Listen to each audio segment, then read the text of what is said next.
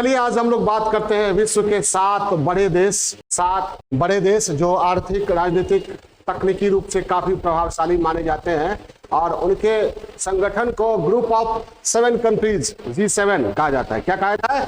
G7। ठीक है, ये 7 देश अपने को पूरे विश्व का भाग्य विधाता समझते हैं। क्या समझते हैं? पूरे विश्व का भाग्य विधाता। हमारे देश के विदेश मंत्री ने बहुत अच्छा कहा, यूरोप को इस मुगालते से बाहर आना पड़ेगा कि यूरोप की समस्या ही विश्व की समस्या है और विश्व की समस्या यूरोप की समस्या नहीं है। यानी यूरोप वाले या जो विकसित देश है अपनी ही समस्या को समझते हैं दुनिया की समस्या है और शेष दुनिया की समस्या ग्लोबल साउथ समझते हैं ना, ग्लोबल साउथ समझते हैं। यूएसए, कनाडा, यूरोपियन यूनियन, ये ग्लोबल नॉर्थ हो गया, ये विकसित देश हैं। बाकी विकासशील देश और अल्प विकसित देश को सामूहिक रूप से ग्लोबल साउथ कहा जाता है। तो ग्लोबल साउथ की समस्या को ये समस्या समझते ही नहीं है। खैर, ये G7 के नेचर के बारे में मैंने बताया। अभी G7 की हाल ही में बैठक हुई है 19 मई 2023 को, जिसमें हमारे प्रधानमंत्री नरेंद्र मोदी को भी आमंत्रित किया गया। यद्यपि भारत G7 का मेंबर नहीं है, लेकिन भारत को 2003 से आमंत्रित किया जाता रहा है, 2003 से ही। ठीक है, वाजपेयी जी गए थे, उसके बाद मनमोहन सिंह भी गए और 2019 के बाद लगातार 4 बार प्रधानमंत्री गए हैं। 2019 में आमंत्रित किया गया था। ठीक है, 2020 में कोविड के कारण वर्चुअली शामिल हुए, 2021, 22 और 23। ठीक है, 2019 में फ्रांस में, 2021 में ब्रिटेन, 2022 में जर्मनी और 2023 में जापान में मीटिंग हुई थी, जिसमें भारतीय प्रधानमंत्री शामिल हुए। अभी 2023 चल ही रहा है, 19 मई को हुई है।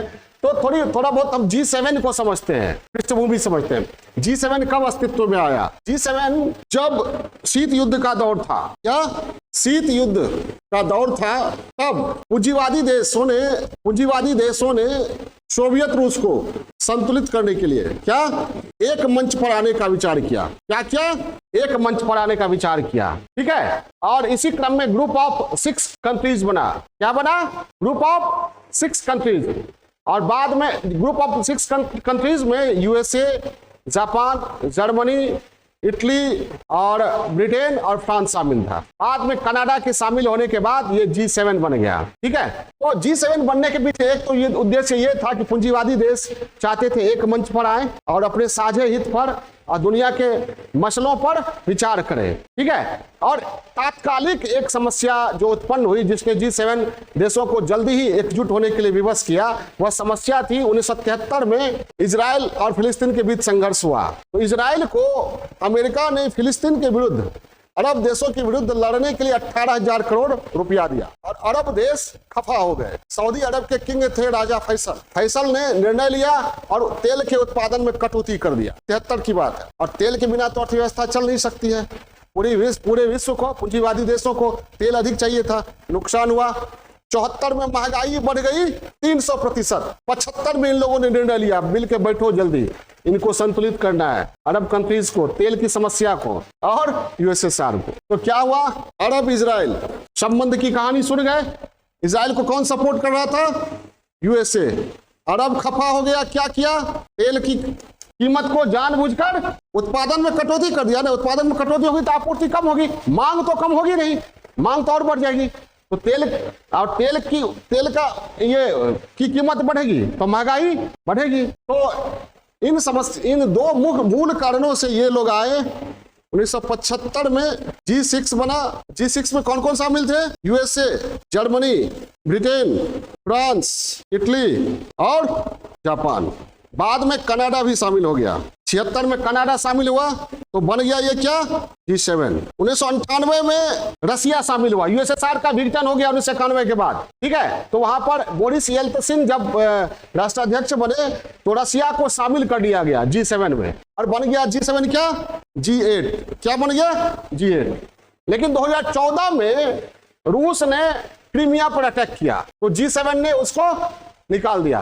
फिर हो गया क्या, कब हुआ, 2014 में रसिया को फिर निकाल दिया, और अब है ये हो गया ग्रुप ऑफ। तो 2098 में G8 क्यों हुआ था, रसिया के शामिल होने से, लेकिन अब क्या हो गया, ये पृष्ठभूमि हो गया। समझ गए?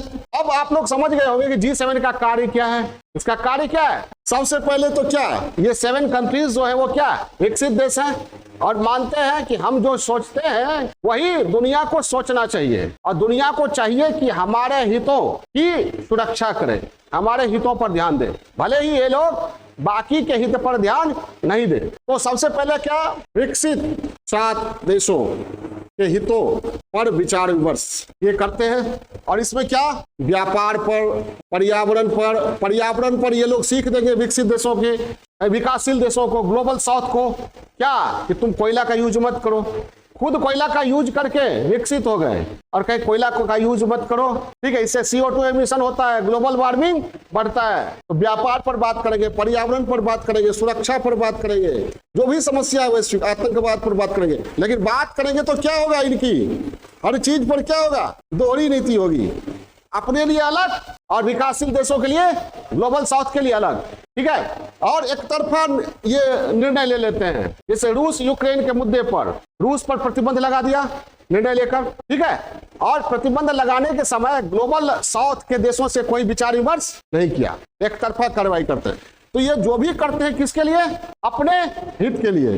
WTO में क्या करना है, IMF में क्या करना है, वर्ल्ड बैंक में क्या करना है, कॉन्फ्रेंस ऑफ पार्टीज कोप जो होता है उसमें क्या करना है, ठीक है, इस पर विचार करते हैं, और इसलिए इनकी आलोचना की जाती है। आलोचना क्या की जाती है, अभी समझ गए होंगे। इनकी जो पॉलिसी होती है उनमें इनका चरित्र क्या होता है, दोहरी, मतलब पक्षपात, मतलब क्या, दोहरी होती है। खुद कहेंगे, खुद कोयला का यूज करेंगे, आपको कहेंगे कोयला का यूज मत कीजिए। खुद किसानों को भारी सब्सिडी देंगे, अब भारत चीन को कहेंगे किसानों को सब्सिडी नहीं देना है।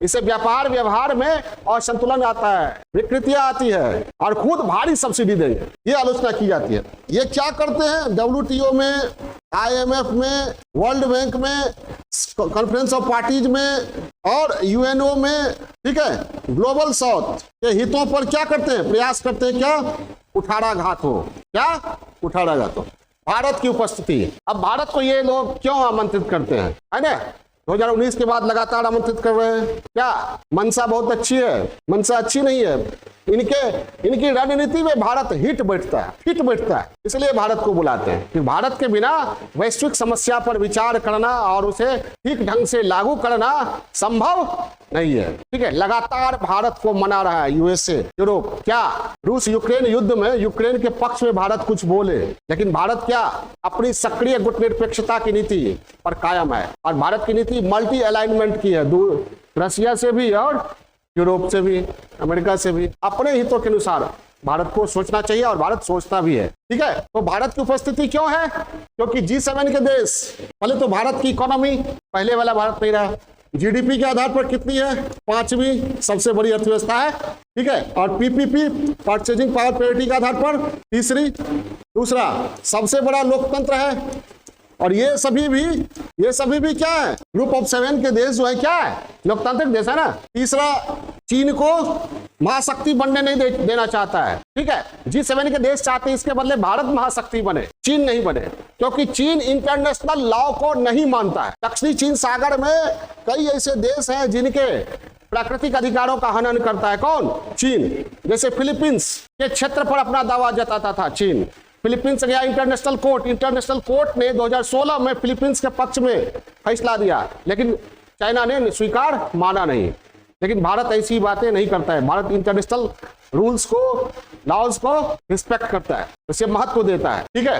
तो चीन को संतुलित करने में भारत मददगार होगा, ठीक है, और अगर भारत रहेगा तो क्या, ग्लोबल साउथ तक अपनी बात, कौन, G7 अपनी बात पहुंचा सकता है, समझ गए। इसलिए भारत को बार बार निमंत्रण दे रहा है, कौन निमंत्रण दे रहा है, अरे G7, अंग्रेज, यहाँ अंग्रेज, G7, ठीक है। तो ये समझ गए ना, भारत को मानता है कि G7 मानता है कि भारत जिम्मेवार देश है, इसको महाशक्ति बनना चाहिए। चीन अगर महाशक्ति बना तो इंटरनेशनल लॉज जो है, जो उनके अनुसार है, वो तितर बितर हो जाएगा, ठीक है। और भारत को भी चीन, भारत के भी क्षेत्रों पर चीन अवैध दावा करता रहा है। तो इन कारणों से बार बार मतलब ये आमंत्रित किया जा रहा है लगातार। आपको बताया मैंने 2019 से 2023 तक, इस बार भी 19 मई को हिरोशिमा में जो हुआ उसमें प्रधानमंत्री गए हुए थे। 2020 में कोविड हुआ तो वर्चुअल जो समिट हुआ उसमें शामिल हुए। इससे पहले 2003 में वाजपेयी जी को आमंत्रित किया गया था, फिर मनमोहन सिंह भी गए। अब लगातार भारत को ये आमंत्रित किया जा रहा है, ठीक है। यानी यूरोप और अमेरिका ने भारत की महत्ता को एक्सेप्ट किया है, स्वीकार किया है, ठीक है। और आप लोग सुने होंगे हाल ही में जो ये सम्मेलन हुआ, क्या अमेरिका के राष्ट्रपति जो बिडेन आ गए प्रधानमंत्री, भारतीय प्रधानमंत्री के पास और कहा कि आप बहुत लोकप्रिय हैं, आपका ऑटोग्राफ चाहिए। ये ऑटोग्राफ चाहिए या कुछ और चाहिए? रूस यूक्रेन पर साथ चाहिए, ठीक है। भारत को लाभ क्या मिलेगा भाई? भारत को क्या लाभ मिलेगा? तो भारत को लाभ सबसे पहले तो ये कि हालांकि भारत का उद्देश्य ये नहीं है कि चीन को संतुलित किया जाए, भारत का उद्देश्य इससे बड़ा है, ठीक है। भारत रूस से भी अपना संबंध संतुलित रखता है, अमेरिका से भी संतुलित रखता है और चीन से भी संतुलित रखने का प्रयास करता है। लेकिन चीन अगर उतर जाए रंगबाजी पर तो भारत चाहता है कि उसकी रंगबाजी को भी संतुलित किया जा सके। तो भारत को क्या लाभ मिलेगा? चीन को संतुलित करने में मदद मिलेगी।